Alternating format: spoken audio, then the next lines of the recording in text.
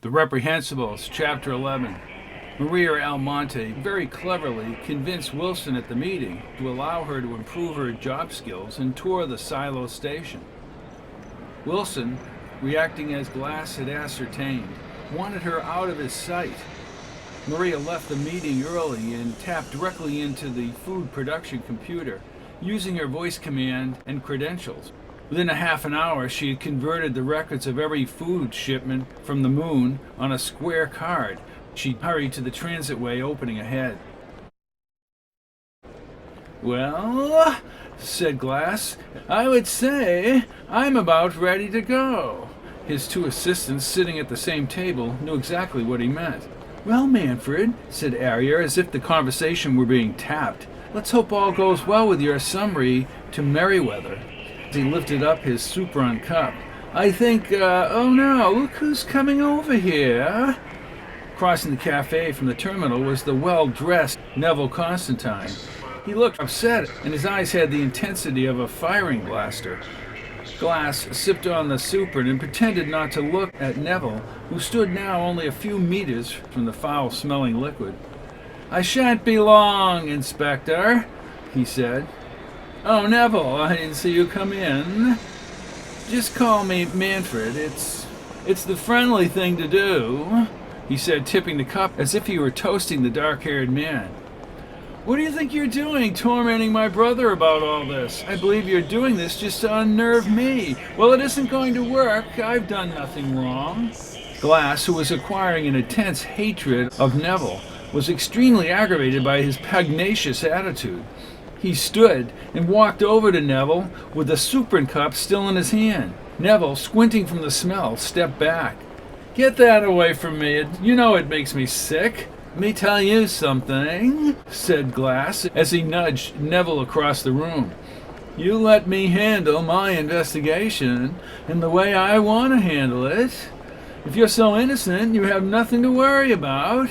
He scolded as his foot caught the legs of one of the chairs. He fell forward, splattering the Supron over Neville's white Ralston. Neville was transformed into a mass of kinetic movement as he flung the Ralston to the ground. Frantically, he wiped the remaining Supron off his pants and his turtleneck as if it were a deadly germ. But it was having the effect that he feared. His sinuses were obstructed and his eyes watered. In his stomach, he felt a heaving nausea, and parts of his skin had broken out in hives. He turned and walked quickly from the cafe, leaving the stained Ralston behind on the floor.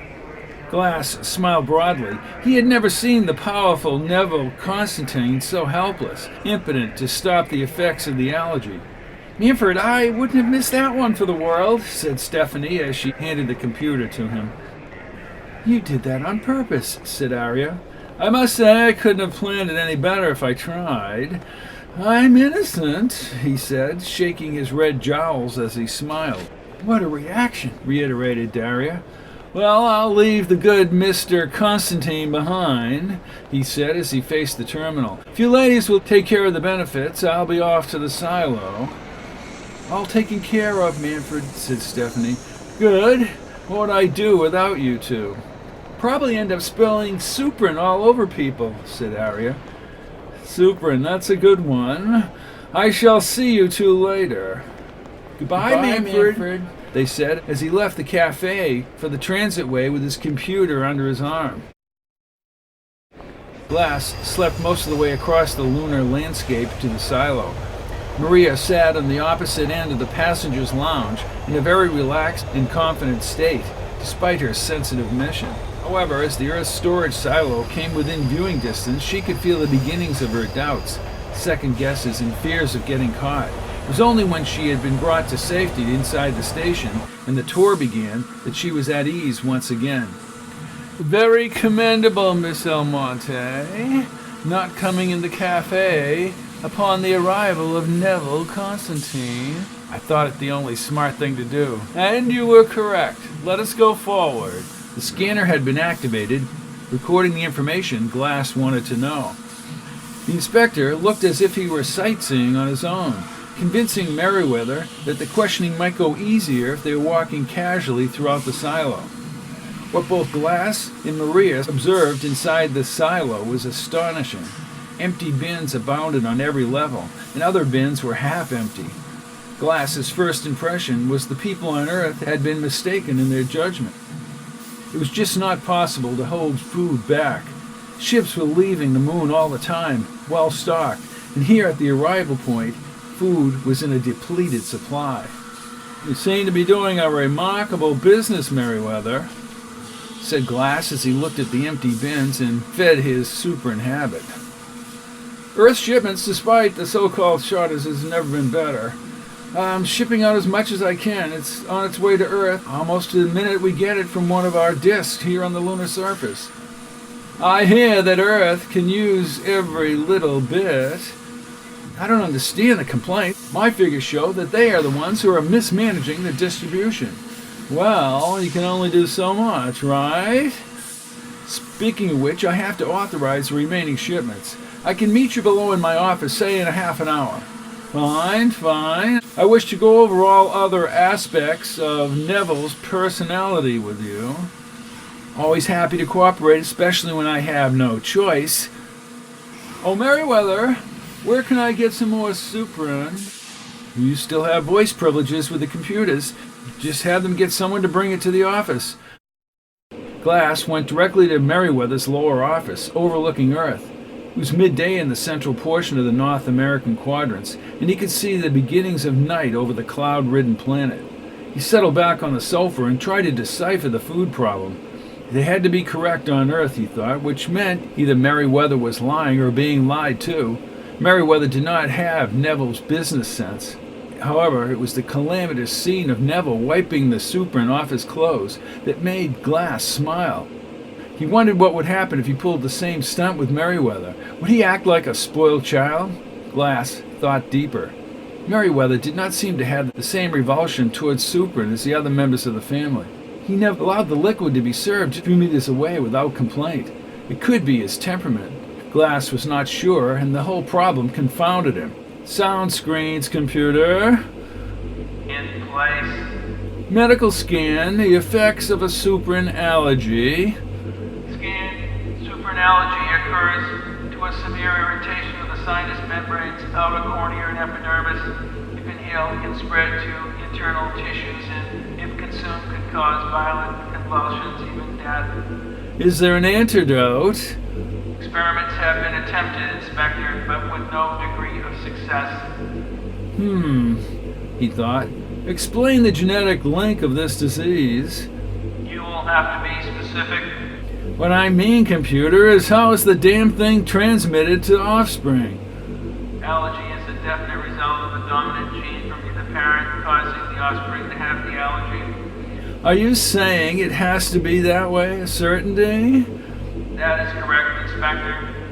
Inspector, Maria Almonte is outside with Mr. Merriweather Constantine." "Drop screens and send them in," he instructed as he stood and was prepared to meet an armed guard. The doors opened and Maria was escorted inside by the smiling Merriweather. "Inspector, this is Maria Almonte. She works in the Lunar Aggregate food production area. She's on a tour of the station." "Inspector, how do you do?" She smiled as if she had never met him. "Miss Almonte?" "Miss Almonte was through with her tour. I'm going to leave her down here with you while I finish up my ship's inspection. Do you think I can trust you with him, Miss Almonte?" "Well, I don't know, Mr. Constantine," said Maria. "He looks pretty spunky." Glass did a double take as he smiled. "I will return in 15 or 20 minutes." Glass watched the lanky Merriweather leave and the doors closed. He ordered the screens up once Merriweather had left, and he turned toward Maria. "Spunky?" "Well," she said as they went over to the sofa, "mind if I dim the lights?" "I might get spunky," he laughed as he sat in front of the computer. "No, go ahead, computer. Getting back to what we were discussing before, you said all offspring would be affected." "Correct." "I have the card with all the tonnage figures." "Well, they can wait," said Glass. "Computer birth record, lunar charter colony 35 years ago for Mr. Merriweather Constantine." "Unavailable." "What?" asked Glass. Refer to alternate circuit section of Earth City computers. Well, scramble the request, he ordered. Request scrambled. Constantine Meriwether M. born 35 years, 5 months ago. Mother, Marie N. Constantine. Father, Darius B. Constantine, born in Sector Medical Section. Glass twisted on the sofa. He looked down at Earth. How many years ago were Darius and Marie married? 34 years, 11 months. After Meriwether was born. Correct. Glass, said Maria, are you trying to say he's illegitimate? Very perceptive, not that it matters nowadays. Just a hunch, but nothing gained, nothing lost. So what will that prove? She asked. We'll see, he answered. Computer, beginning 100 years ago, match Meriwether's physical characteristics and genetic disposition with his ancestors. Scans complete. Well? Possible blue-eye match to William A. Jackson, great uncle of Marie Constantine. Further data needed. Well, go back as far as you can, said Glass. Scan blue eyes on Jackson's mother's side. Correlating, there is a 20% possibility of an eye color coming from the other side of the family. Computer, taking into account his hair, weight, and general characteristics, as well as the genetics, which you don't have right now, what is the probability of Meriwether Constantine actually being the son of Darius Constantine and the carrier of the supernalogy? Probability is 5%. I don't believe it, exclaimed Glass. 5% is correct, said the computer. No, I was only speaking. If Meriwether is not Darius's son, then killing Darius would only work to Neville's advantage. Neville knew he would take Lunar Aggregate as the only son. Or, said Maria, or what, Miss Almonte? Or maybe somehow Meriwether was aware of the illegitimate birth. Got him so incensed at his father that he would murder the old man. Miss Almonte, you're overlooking one important fact. Meriwether was here at the time of the murder, in this very office, although, said Glass, as he let the possibilities flow, they just saw him. No one really talked to him. He could have used a variation of the screens, or have people lie for him. I think we've just opened a can of worms, Miss Almonte. My main concern right now is Neville. If I could somehow trace the, he said as he turned to the computer. Computer, tap into the silo's computers, day of the murder, scan the total weight of cargo transport down to the last milliliter. Was there any overage? Passenger weights and cargo weights were exact. Scan all flights of the preceding week. Did Meriwether Constantine return to the moon? Meriwether Constantine last on lunar surface 7 months ago. And when was Neville Constantine last on the Earth's storage silo? 12 hours before the murder. 12 hours? How convenient. And how many times in the week preceding the murder? 6 times, answered the computer. Well, well, well. This whole thing could be nothing, but I'm going to question Meriwether as if the scenario were true. If he were the murderer, or in complicity with the murderer, we might be able to catch him off guard. Meriwether was late. He came through the doors 45 minutes after he had dropped Maria off at the office. I must apologize for being late. We got bogged down with the shipment to the 10th Asian Quadrant. Oh, we were just waiting here, ready to ask you a few questions, said Glass, as Meriwether casually walked over to the sofa. Like how you managed to board the cargo transport on the day of your father's murder. Meriwether's face seemed to collapse inward, and he tried to smile, but then began laughing nervously. What kind of nonsense is that?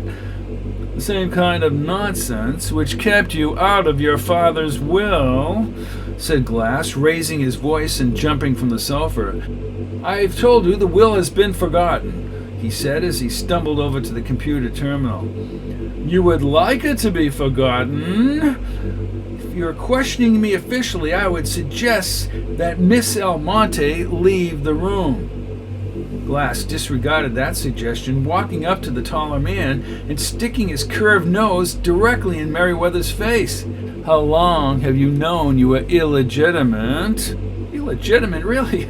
I don't have time to listen to your insults. Oh, then you do consider it an insult that Darius Constantine was not your father. Merryweather half smiled as he fidgeted with his fingers. I don't know what you're talking about. You're just trying to prove, Inspector, but I'll tell you what I'm trying to prove, shouted Glass.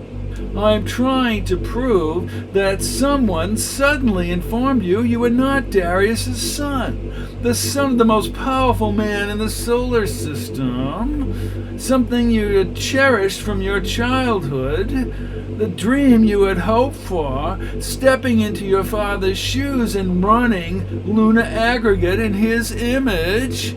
Sweat accumulated on Merryweather's brow and his lips quivered as he spoke. You're a fool if you think this is all true. All of what?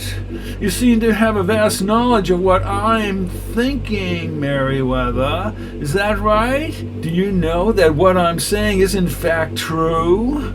Demanded Glass as Merryweather pulled out a blaster from the bottom drawer of the terminal. You're too smart for your own good, Glass, he said as his eyes became bizarre. And what of Mineshaft 66? Oh, what do you know? Smiled Glass calmly, even though he could have been on the edge of death. So you did it, did you? Stay right where you are, Miss Almonte, as the blaster shook in his hands, as it had on the day he probably killed Darius Constantine. What are you going to do with us? Asked Maria in a rational voice. Never mind. Computer, prepare my air jet for immediate use from departure hangar 22. Where can you go, Merryweather? It's hopeless. Not quite, maintained Merryweather. Over to the door. Let's go. Don't think I won't kill both of you on the spot. Oh, I'm sure you would, said the cool Glass as they walked ahead. Hands up, said Merryweather as he searched through their Ralsteds. Removing Glass's blaster, he threw it on the floor. Before we go, I only have one question. Yes? How did you know? And I have one answer, none of your business. Oh, you think you're so clever, said Merryweather as he pushed them into the corridor.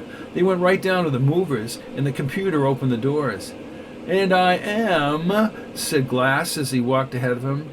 I know that Neville told you about your birth, he egged you on, told you how much your father hated you. And then I planned the whole scheme, laughed Merryweather. He stepped into the movers. I regret it now, but what's done is done, and I will not be prosecuted. I have a safe haven. The laws are very loose up here, Inspector. Computer, hangar 22. Merryweather, forget your scheme and hand me your blaster, said Glass as he put out his hand. Oh, is that how it's supposed to go, Inspector? What do you take me for, a fool?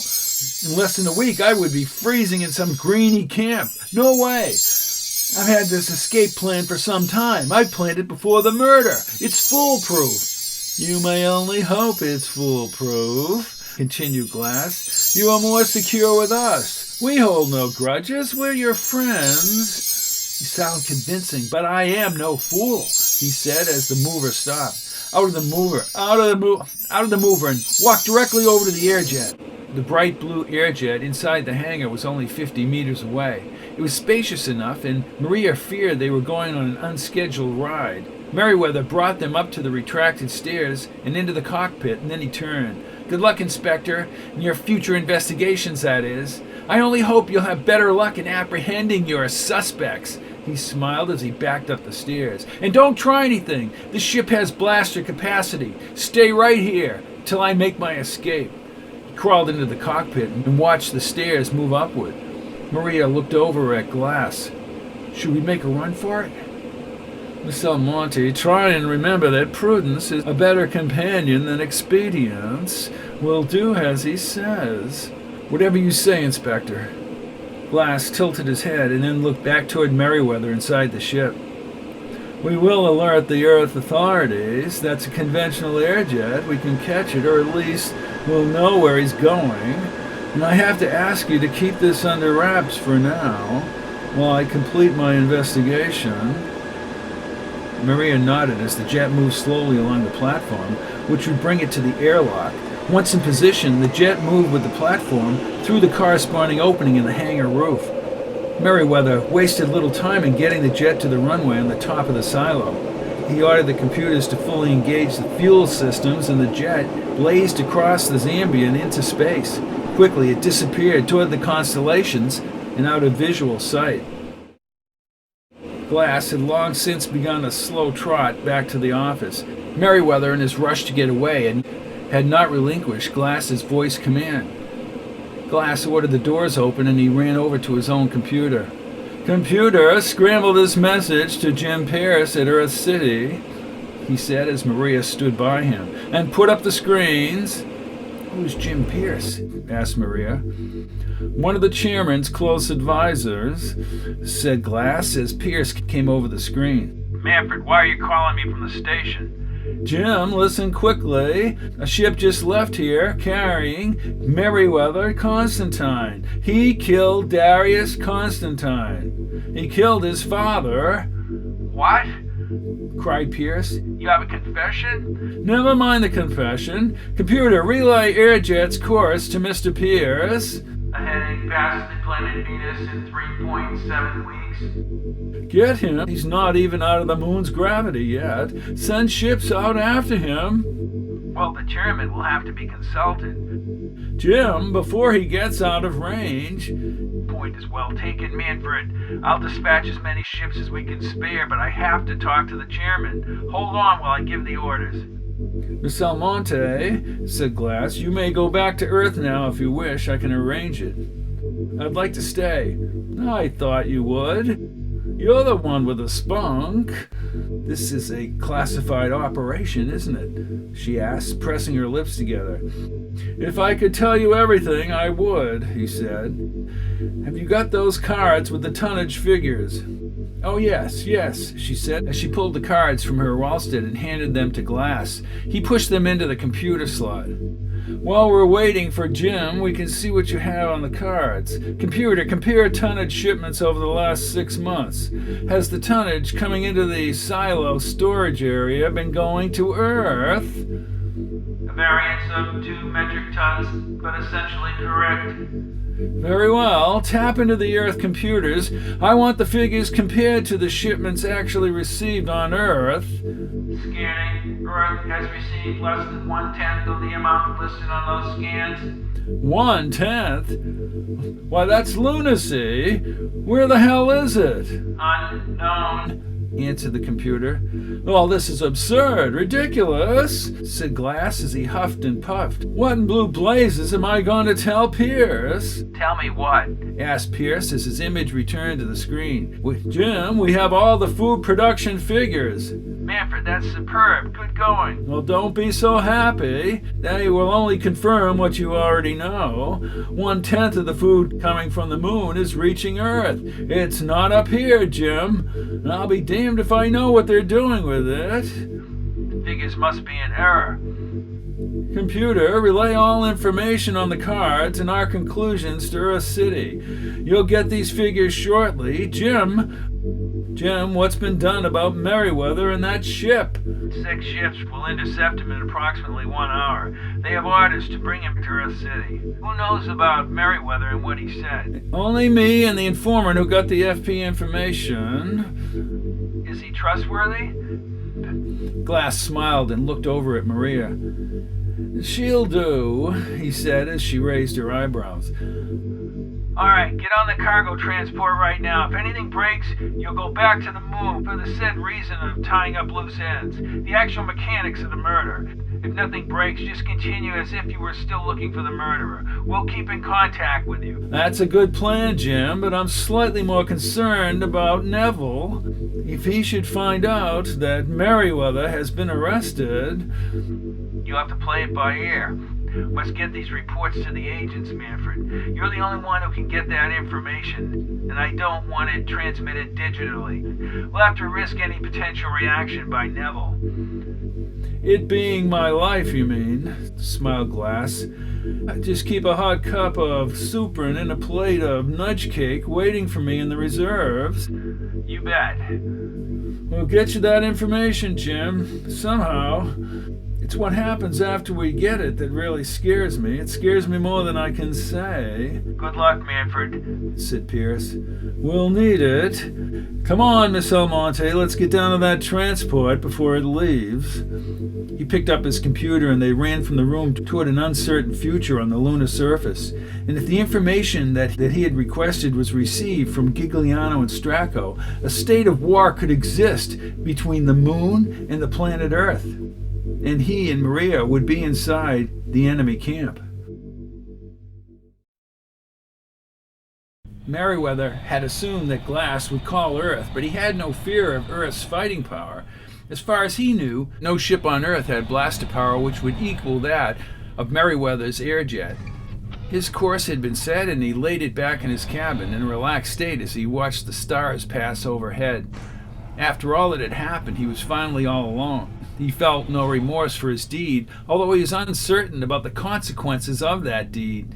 Killing Darius had brought Neville to power, and that, to Merryweather, was the most frightening implication of his act. In other ways, he was satisfied with himself for standing up against Darius for the lies, the overall deception, and the rejection he had experienced during his life. And in all this new deception, caught within the trap of deception, Merryweather remained innocent.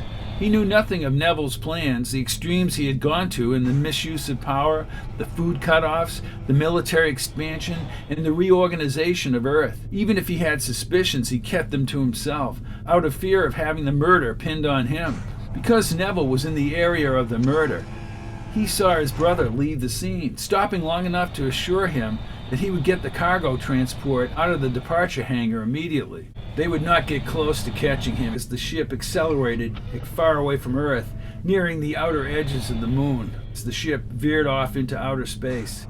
And then came the Earth ships, 3, 4, 5, and finally 6. They lurked on the horizon, waiting for him to fall into their web. Computer, status of ships offensive. They don't have this capacity. Unknown, no factual information.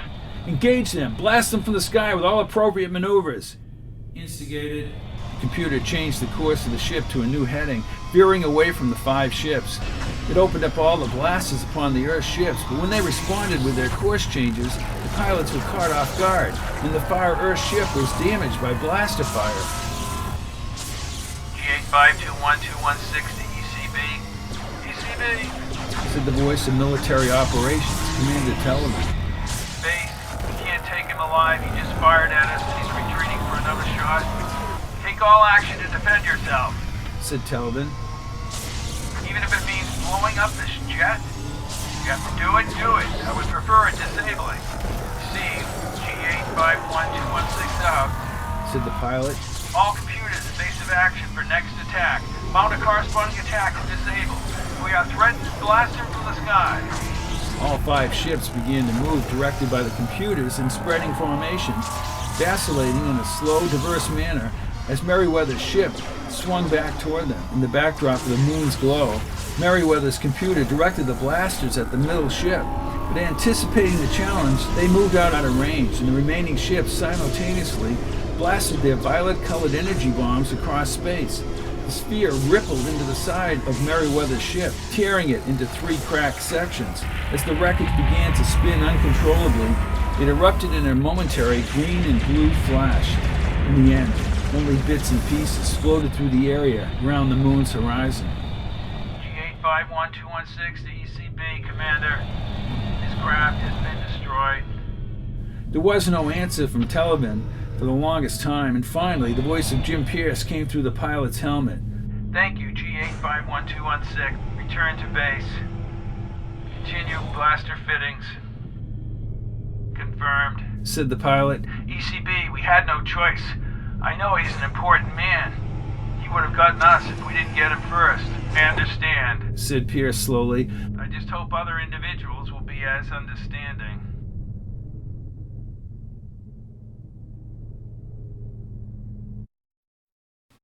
The Reprehensibles, Chapter 12.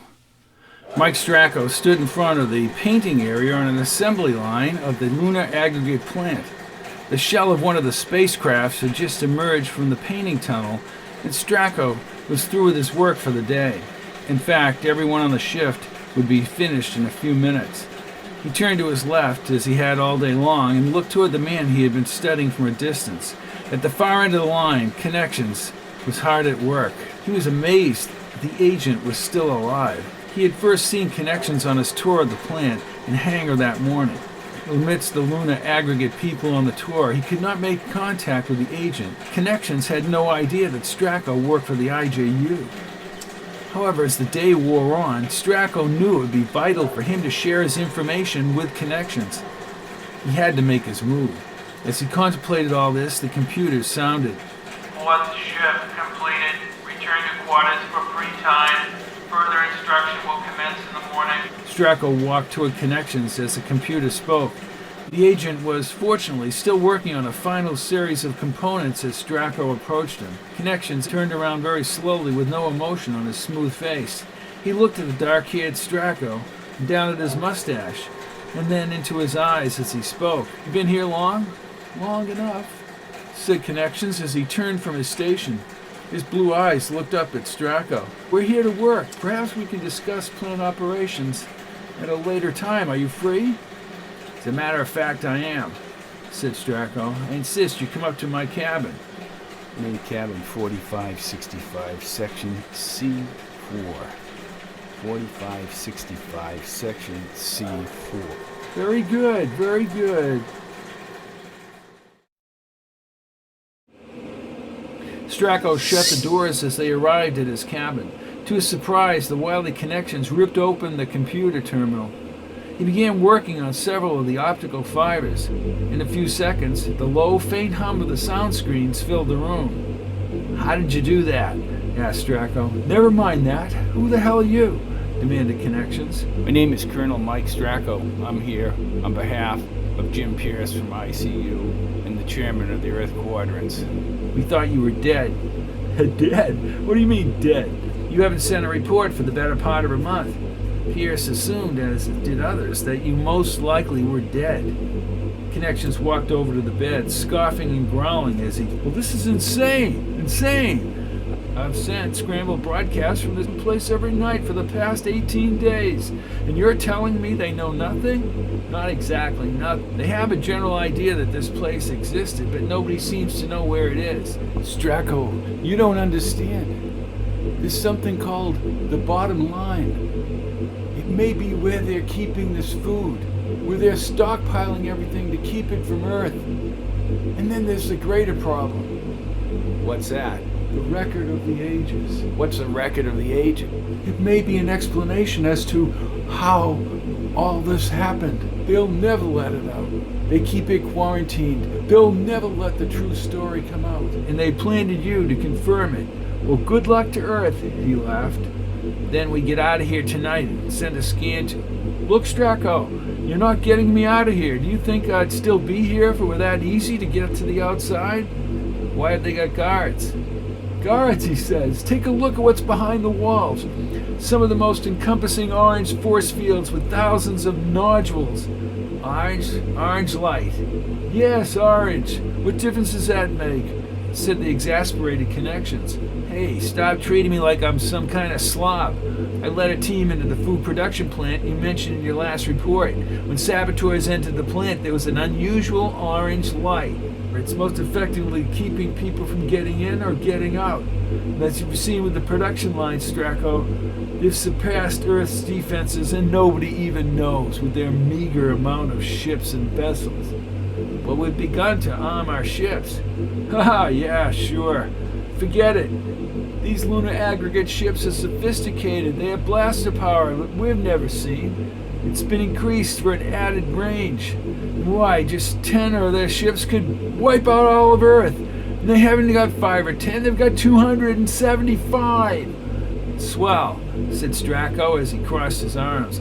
That means pure and simple, it's all up to us. We have to sabotage whatever they have. Exactly. Even if it means our own deaths. I have plans I've been mulling over in my mind for the past few weeks. They're detailed and will take a few days to execute. But if done properly, they could halt any takeoffs from this complex. Neville Constantine sat behind his terminal desk in his office. Next to him, discussing the details of certain food production discs, was Terrence Wilson. Wilson was somewhat intimidated by Neville's presence. Too much water usage in the Wisconsin 23. Look at these figures, he said, pointing to the screen. 45 liters per hour, Wilson. Just tell me calmly if they're going to waste water until they all get replaced. There are thousands on Earth just waiting to come up here given the chance. As he finished, the computer sounded. Yes. Mr. Duval, outside the doors. Duval, he screamed, and his hairy eyebrows moved upward. He leaped from the desk. Send him in. Neville, said Duval as he ran into the room. Vashon just... Alma, you damn fool, you can't be seen outside the plant. Everything we've done could be jeopardized. Neville, Vashon's people have just monitored an Earth broadcast. Alma, I really haven't got time, nor the patience to listen to another one of Vashon's new proposals to attack the Earth right now, he said as he walked back to his desk. The Earth ships, they've just blown apart Merryweather's airjet. He's dead. Neville stopped, his back toward Duval. He turned quickly. His eyes showed no signs of tears or any type of emotional attachment. Rather, he assumed a mystical, almost trance-like quality as he squinted. Breathing faster, he stomped back to Duval and held him by the sides of his raincoat. Are you telling me, he yelled as the veins rippled across his head and neck, those miserable Earth people have just killed my brother in cold blood? No, he was trying to escape, said Duval. I should have known, said Neville, as he let go of the raincoat. Yes, I should have known. Glass. He knew. What did he know? Asked Duval. He knew, Alma. What I have known for weeks. What I have known as I neared my father's office before you arrived from below. He knew that Merryweather murdered my father in cold blood. Merryweather? But how? Asked Wilson as he rose from his seat. You two, no doubt, thought I was responsible for the murder. But Merryweather was at the silo station, said Wilson. A projection on the screen, said Neville. I'm just surprised we eluded Glass as long as we did. If Merryweather hadn't done it, then I would have ordered it. How could you have wanted to kill Darius? Duval wanted to know. Let's just say that Merryweather had the proper prodding, said Neville. Wilson looked on intently. What's our next move? Our next move, Wilson, is to make these Earth people regret forever the deed they have committed today. First, I shall instruct Vashon to put all forces on priority standby. We will be at the ready at a moment's notice to head for Earth. Elmer, you will take the next and last cargo transport. Remove all personnel from the silo. Right. Stuff them in if you have to. And what about the food? Asked Wilson. In due time, my dear Wilson, in due time. When everyone is safely back on the lunar surface, I will open a channel on the screen to the chairman of the Earth coordinates. I will at that time demand they surrender or have every last bit of food cut off. And the way the Earth is right now, I dare say the chairman will have no choice but to cede to my demands. What about Glass? Asked Duval. Ah, yes, the good inspector. Have him and his cohorts arrested on the incoming ship. Bring him under guard right into this office. I'll be waiting for him. He will sit by helplessly while we take the Earth. Stracco and Connections were still inside Stracco's room when they heard the voice of Commander Vashon piped into the computers. Attention all personnel, priority standby, said Vashon with delight as he finally would in the near future take some action. All workers clear the plant, priority standby. Stracco turned to Connections. The agent seemed disgusted with himself as he pushed his fingers through his hair and sat on the bed. What does this mean? Asked Stracco.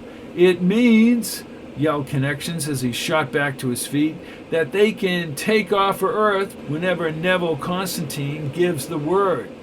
"No, there must be something we can do," said Stracco.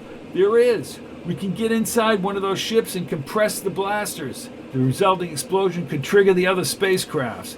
"Come on, you're assuming that we can just walk right into that hangar. That's stupid." Connections ran to the computer terminal. He pulled out several stronger wire fibers. He broke a stick-like piece of zambium from the ceiling and brought it over to the smoldering wires.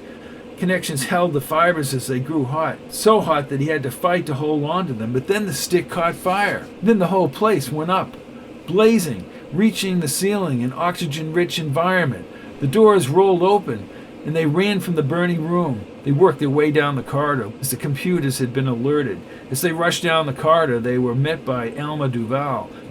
The men ahead drew their blasters, and the agents had no choice but to run back into the fire or be captured. As the armed men chased them, Duval raised his voice. Hold it right there!" Duval had a flat disc in his hands. With nowhere to go, the agents were helpless in their tracks against them. Duval moved his finger along the blaster.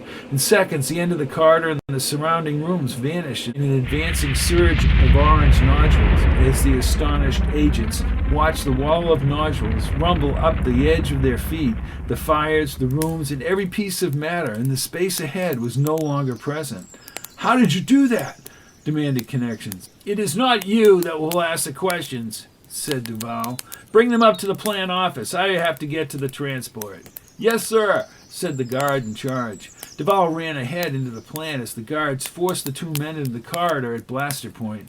The two IGU men did not understand why their efforts had been suddenly squelched. What they did know was that the Lunar Aggregate had vast power to wield as Neville Constantine wished against the vulnerable Earth.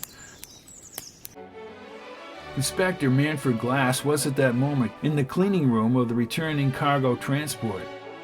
The IGU agent that had been placed on board Gigliano had entered the room, nearly tripping over Glass's computer. "Well, where have you been, Gigliano?" "Inspector, I have to act quickly. They're expecting me up front in a few minutes. I've deciphered the secret of their system." "You're kidding." "I was able to get below, remember. I'm just an attendant to them. I didn't get right up there, but I saw the signs there. And I believe they're trapped inside some other universe, entirely different dimension." "I don't understand." "Inspector, the space you and I are in right now, this space with all its matter and properties, this space is called our universe." "Yes, I know that. But there are other spaces in the same area as well. Only we're prevented from seeing them because the laws of our universe, under normal conditions, preclude that. Once they've crossed into the other dimension, this bottom line to which Connections spoke of, they had passed through the bottom line to reach a simultaneous universe." "Okay, go ahead." "The universe has two unique properties. Primarily, the scale. For instance, if we take 1 meter of our space would be equal to 100 meters of the other universe's space. The complex that Connections alluded to and the food production sabotage." "They are both possible," said Gigliano. "Travel is possible within the bottom line. It's also theoretically possible to construct an environment using matter from our universe, but it's very risky, very risky. The more matter you put inside the bottom line, the more the ripples are sent back into this universe." "Ah, the earthquakes!" exclaimed Glass. "I'm not a geologist, I can't say. I can tell you that the ship we're in is being pulled back to the lunar surface." "You mean propelled?" "No, I mean pulled. You see, the other property of the other universe, beyond the bottom line, is that it is very elastic. With the proper instrumentation, an object can be pulled into a destination like a Titan slingshot." "I see. So the ship is somehow attached to that elasticity, and when they release it, they get the great speeds." "Excellent, Inspector. You have a science background? Never mind the commendation. Let's get this information back to Earth." Wait. "What is it?" There's something more important. "What could be more important?" The record of the ages. "What are you talking about, Gigliano?" The record of the ages. Why why it all happened. What happened to Earth? Haven't you wondered, Inspector? We just don't have that knowledge. There are answers, if we can find the record of the ages. I suggest that we pay attention to the matter at hand, Gigliano, he said as he reached for his computer and turned to Gigliano. Wait, I have one final question. If someone wanted to stow away... Oh yes, I see, yes. That would be quite possible. There has to be some type of attaching device to the other universe. A small component linked to that attachment that can provide a secure place of refuge, undetected by the computers and within a microscopic drag on the ship. That's how they did it, said Glass as Maria ran inside. Miss Almonte, get out of here right now. Glass, they're searching the ship for you, she told me. What? 2 guards out there right now. The doors to the cleaning room opened once again. Before Glass could answer, 2 guards in blue Roscoats, their blasters on their highest settings, burst into the room. I hate to interrupt this meeting of the minds, said the first one. I beg your pardon, said Glass. I came in here to use the cleaner. Oh, you did? And I suppose you need these other people here to help you. Seize the computer. On whose authority? Shouted Glass, and he grabbed the computer. Neville Constantine, he answered as the other guard pulled the computer from Glass. You're all under arrest and we brought to Neville's office for questioning. We've done nothing, said Maria defiantly. Up front, move it now, he said, putting his blaster to her back. As they moved across the starlit lounge, Maria was aware that her work with Glass was no longer just a lark. Her very life was in jeopardy, and the enjoyable aspects of the investigation were drawing rapidly to a close. Neville had been interrogating Stracco and connections for several hours. He was frazzled by the lack of cooperation. When he asked questions, they simply would not answer. It would appear as though you gentlemen have been well trained. You have a stubborn tenacity. I like that. You're not the typical submissive Earth person who goes through life with no whys or wherefores, just slipping away. I'll find out what I want to know, but not from you. Now, please, gentlemen, do not fear you'll be killed or tortured. I only want to remove the obstacles that are in my way. You gentlemen are out of my way, and the plant hangar has added security forces. You will be brought to more secure rooms in this complex. You will have the computers at your disposal, but you will not leave. In a few hours, you'll have company across the hall. Your plans are not going to work, Neville, said Stracco. They just won't hand over everything to you on Earth. The time will come and the time will pass, my friend. I have the company waiting for me. I mustn't disappoint them, he said as he headed out the other corridor. When Glass arrived back in the office, Maria and Gigliano were seated on the sofa. The room, with no outside windows, was always dimly lit. The guards had been increased to prevent any escape and make the prisoners feel uncomfortable. Neville had an all-encompassing grin across his face as he directed his attentions to his adversaries. So, you solved your little investigation, Inspector. Congratulations, how nice. You're quite the persistent fellow, he said as he walked ahead of Glass. He looked down placidly, all at once raised his voice. And ordered my brother killed. Half-brother. Neville's face cracked with anger as he smashed the elder man across the face with his backhand. Silence! He screamed. You will never address me with your insinuations again. Glass was genuinely stunned. His head hung limply to the side. He slowly opened his eyes, lifting his red, jolly face upward. Doesn't matter anymore, he said. If I'm going to die, I'll die with dignity. You overbearing, unyielding jackal. Neville's black eyes opened wide, but this time he managed to control his anger. You will live to eat those words. See, your world, Glass, is about to end, and everything you knew as a society will come to a screaming halt. We will return to a more just and dignified way of life. What do you know of dignity? You're ignorant of Earth. You hate all Earth people. I hate them because of what they have become. And what of the record of the ages? Neville stared at Glass for several seconds. What do you know about that? I know more than you think, and if anything happens to me, it will be released. You're lying, Glass. Try me. I have my feelings about the people of Earth. They will reach their full potential instead of living like caged animals. For my part, I will guide them. I want nothing of power. Oh, you don't fool me, Neville. You never have. You're a liar, an aggrandizer. Look at the way you just provoked your brother to kill your father.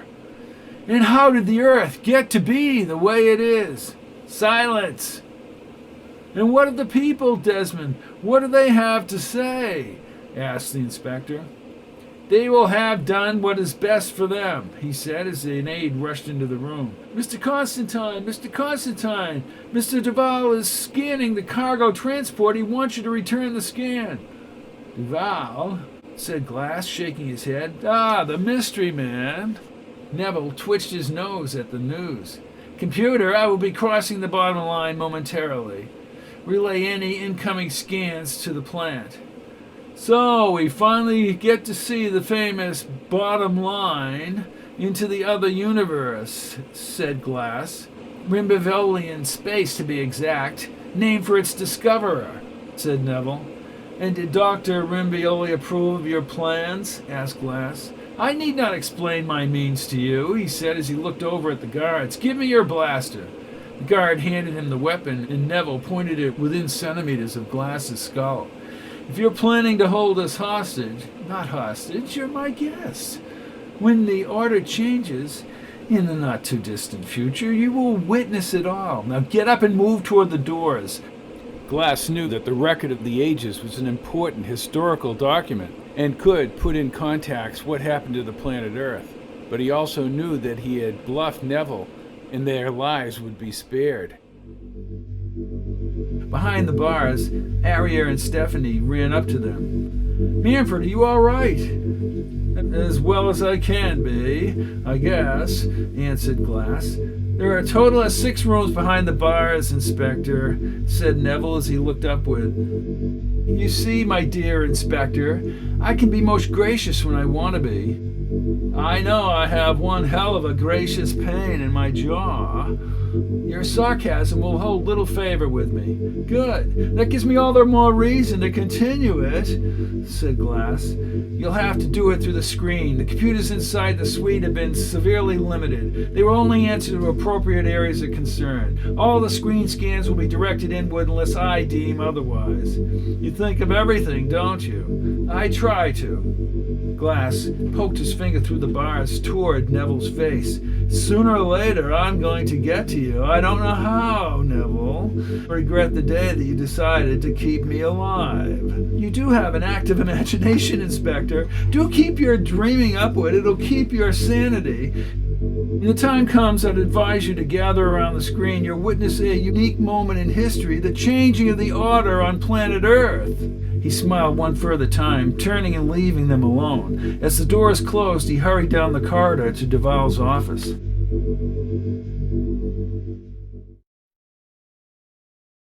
Vachon sat on the edge of Duval's desk. The commander had a wide grin on his face as he met his benefactor. All the spacecrafts are manned and ready to attack the Earth.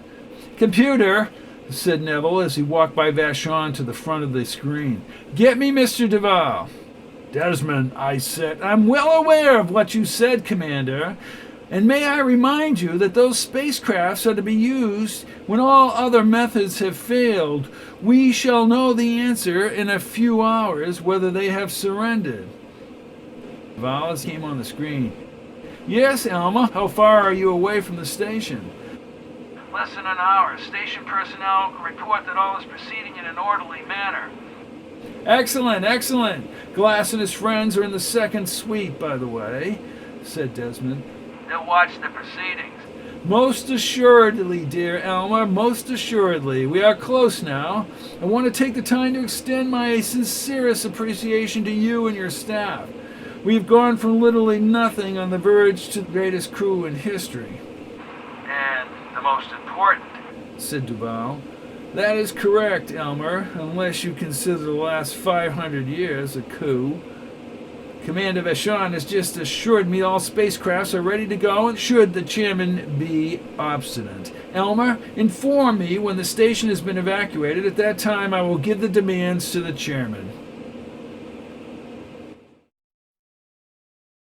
The white light from the wavy Zambian surface illuminated his singular figure. Alone in his power, the dark-haired Neville gazed into the screen, his eyes more serious than they had ever been in his life.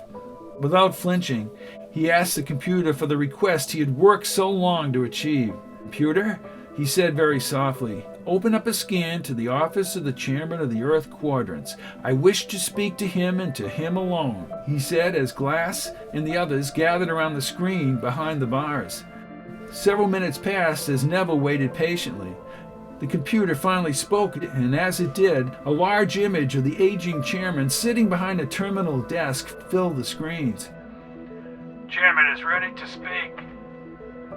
"Very well, Mr. Chairman. Can you hear me?" I have anticipated your call for some time, Mr. Constantine, said the chairman, his tired voice echoing through the office and suites. You no doubt have much on your mind, so I suggest you speak freely. I assure you I will listen carefully. Neville seemed slightly irritated at first. The chairman, still in virtual control of the entire planet. "Good evening, Mr. Chairman. A pleasure to see you. Mr. Chairman, by now you are aware of Lunar Aggregate's ability to, let's say, use certain offensive acts against you. We, sir, have devastated your fusion and food production plants. We have diminished the shipments of your food to your people. As of today, you are virtually out of all food supplies to the planet Earth. And I must reiterate another fact which you already no doubt know. I personally have an armada of spacecrafts ready to move against the planet Earth at my order." Those are blatant acts of war, and we could treat them as such. "Yes, I suppose you could, and if you could stop me, but you can't. You can't, Mr. Chairman. I have the food, I have the weapons, I have the agents, and I have Inspector Glass. You'll have to listen to me." We will not be intimidated by anything you have to say to us.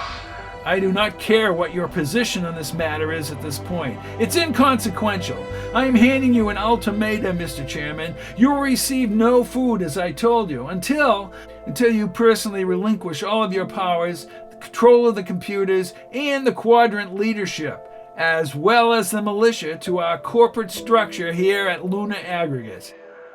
I will not listen to such foolishness. "Oh, you'll listen," said Neville as he grew angry. "You'll listen because I know what's happening to the Earth right now. Millions of people are starving, millions of people in social disorder. Those are the people who once submitted to you. I have caused the Earth to rumble, and I will continue until you submit. See how long your people stay loyal to you when they have no food." You control the earthquakes. No man can do this to innocent people. Perhaps it is you should look and see what you and your people have done over the last 500 years, Mr. Chairman. Replied the chairman, and I will speak no more to a man who is mad and hides his face in the darkness. No, you'll listen. You'll starve into submission. You will listen.